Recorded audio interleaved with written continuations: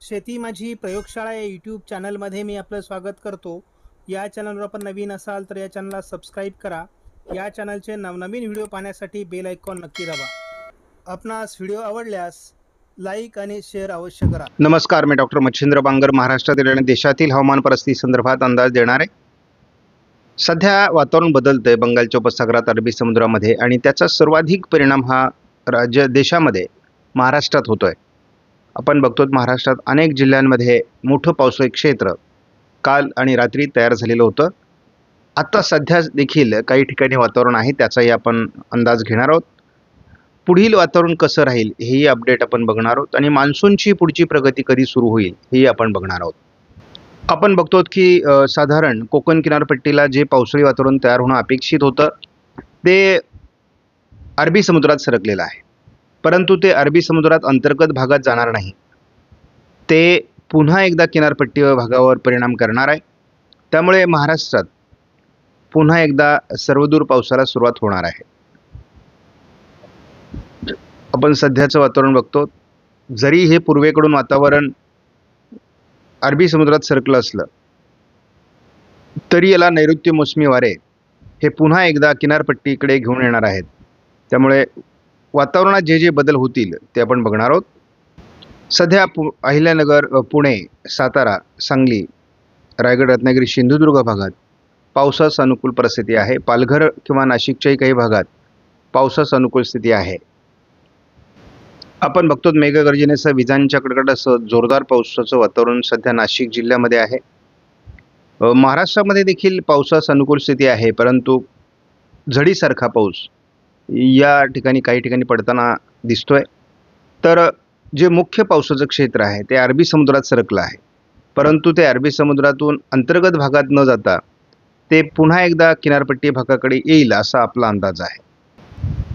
आपण साधारणपणे असं बघितलेलं आहे की महाराष्ट्रामध्ये ज्या ठिकाणी मान्सून दाखवलेलं ना म्हणजे पोहोचलेलं नाही त्या ठिकाणी सुद्धा पावसाळी ॲक्टिव्हिटीज आता सुरू झालेल्या आहेत. त्यामुळे महाराष्ट्रातून पुढे मान्सून सरकण्यासाठी वातावरण आहे. शिवाय आज आपण बघतो की अरबी समुद्रामध्ये देखील पावसाळी क्षेत्र तयार झालेलं आहे. त्यामुळे आज किंवा उद्या देखील मान्सूनची पुढील प्रगती सुरू होईल. म्हणजे आता 12 तारखेपर्यंत जो थांबलेला मान्सून आहे तो फार तर आणखी एखाद दिवस थांबेल, किंवा आजच त्याची प्रगती होईल, किंवा आज जर शक्य झालं नाही तर उद्या मात्र महाराष्ट्र संपूर्णपणे व्यापण्यासाठी मान्सूनला अतिशय अनुकूल स्थिती आहे. 15 जूनसाठी ज्या ठिकाणी मार्ग दिलेला आहे त्या ठिकाणापर्यंत मान्सून हा 13-14 तारखेलाच पोहोचेल असं दिसतंय. एक दिवसाच्या अगोदर पुढचे टप्पे होतील असं दिसतंय. ज्या पद्धतीने दक्षिण कोकणामध्ये आणि पश्चिम महाराष्ट्रात पावसाचा प्रभाव वाढण्याचा अंदाज आज 13 तारखेला देण्यात आला आहे. शिवाय मराठवाडा आणि विदर्भात देखील पावसाळी क्षेत्र वाढण्याचा अंदाज देण्यात आला आहे, आणि हे क्षेत्र मुख्यत्वे करून आज वाढेल असा दुपारनंतरचा अंदाज आहे. 14 तारखेला हे वातावरण पुन्हा एकदा मध्य महाराष्ट्र, पश्चिम महाराष्ट्र आणि कोकण असा प्रभावी वातावरण निर्माण करेल असा एक प्राथमिक अंदाज आहे. महाराष्ट्रात सर्वदूर पावसाचा प्रभाव हा 15 तारखेला असणं अपेक्षित आहे. उत्तर महाराष्ट्रात थोडं प्रमाण कमी असू शकतं सुरुवातीला.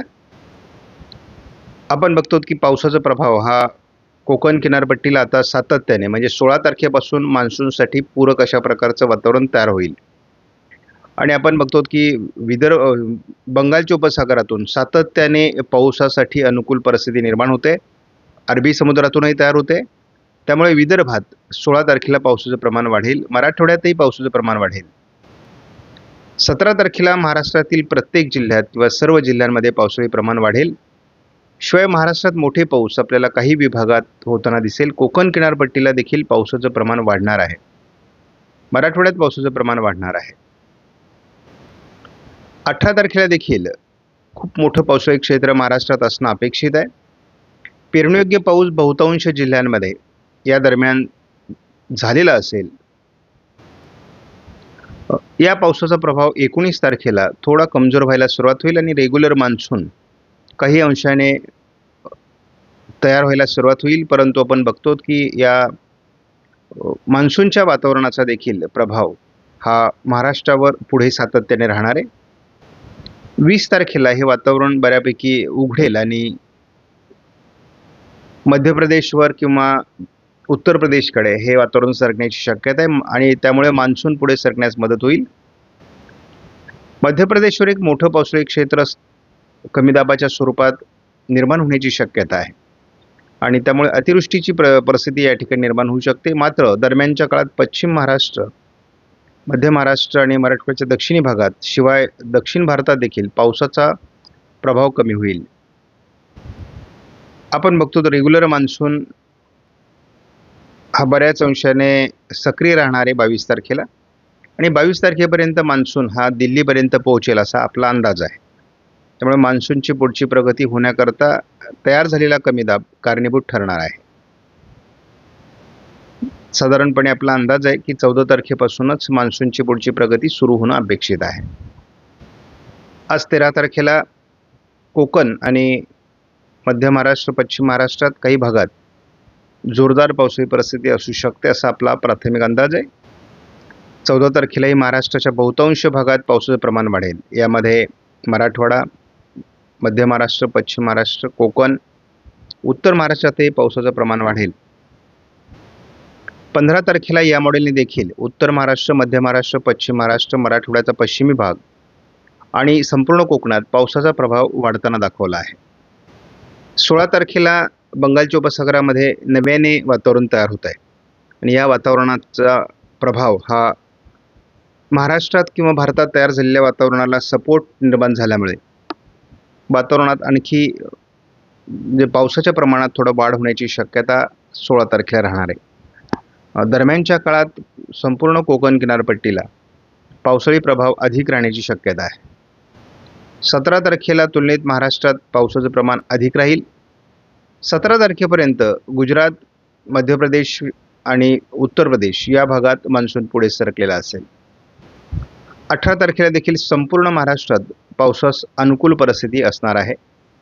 मेघगर्जनेसह विजांच्या कडकडासह पाऊस या दरम्यान होईल.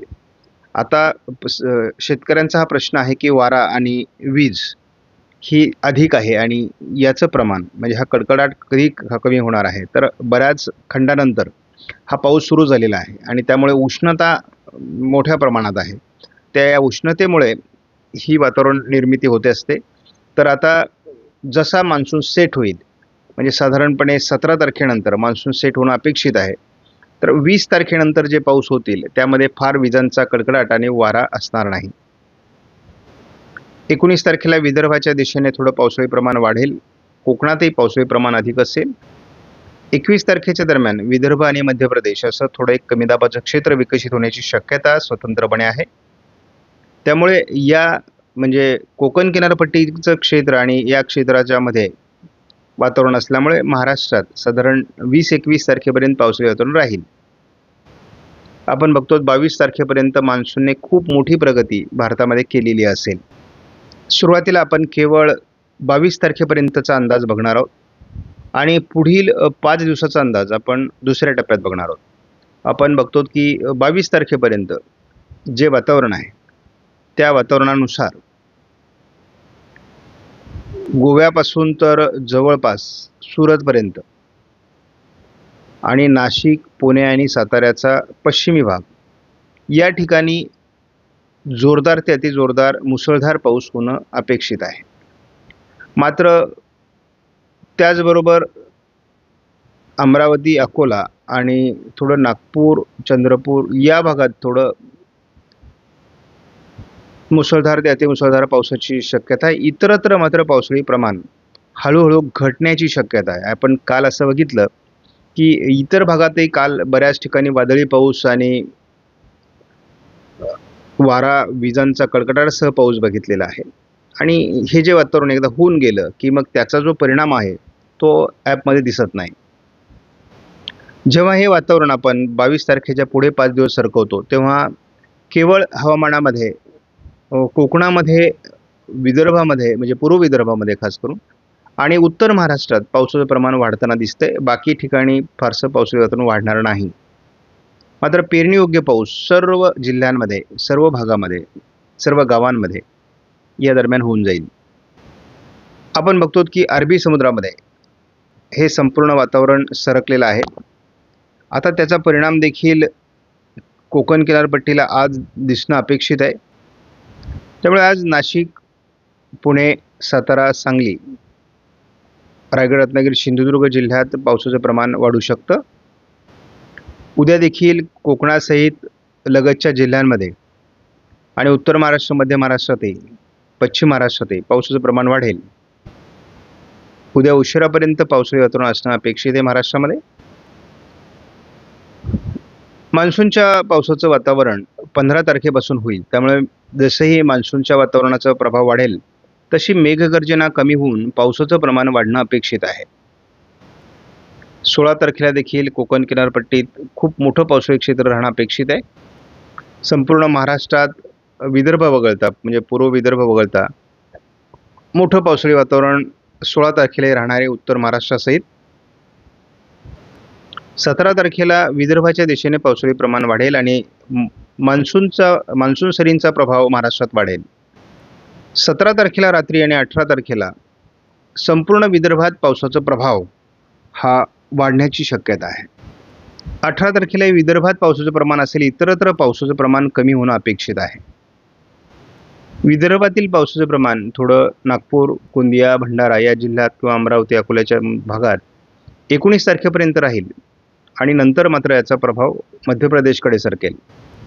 ज्या प्रमाणात महाराष्ट्रात पाऊस होणं अपेक्षित होतं त्या प्रमाणात पाऊस होताना दिसत नाही आहे. म्हणजे थोडं पावसाचं प्रमाण कमी राहील, परंतु पेरणीयोग्य पाऊस बहुतांश भागात झालेला असेल.